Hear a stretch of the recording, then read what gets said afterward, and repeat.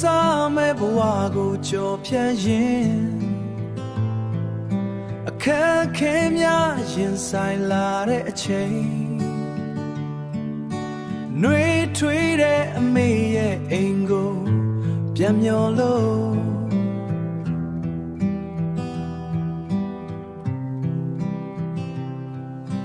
လွမ်းနေ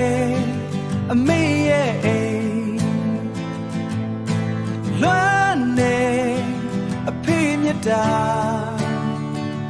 အိုးလွမ်းနေနှွေးထွေးခြင်းများစွာ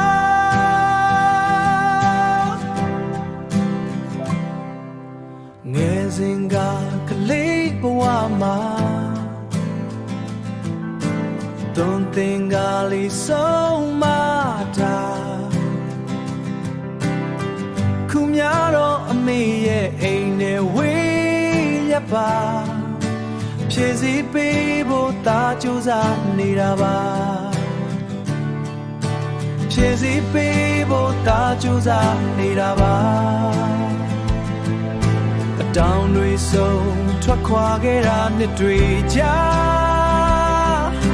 စမပြေမှုများရင်ဆိုင်တွေ့တဲ့အခါပြန်လို့ချင်တာအမေမြတ်တာပြန်လာချင်တာအဖေရိတ်မှာညတိုင်းပဲဆူတောင်းမြတ်တာပုံသကား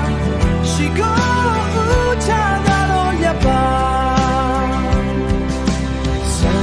ဖြူသွားတွေကျုံးလဲမိဘကျေးဇူးမြတ်မို့ဦးမို့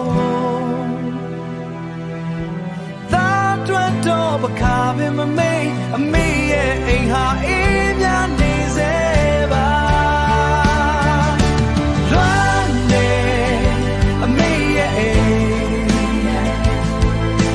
လွမ်းနေအဖေမြတ်တာ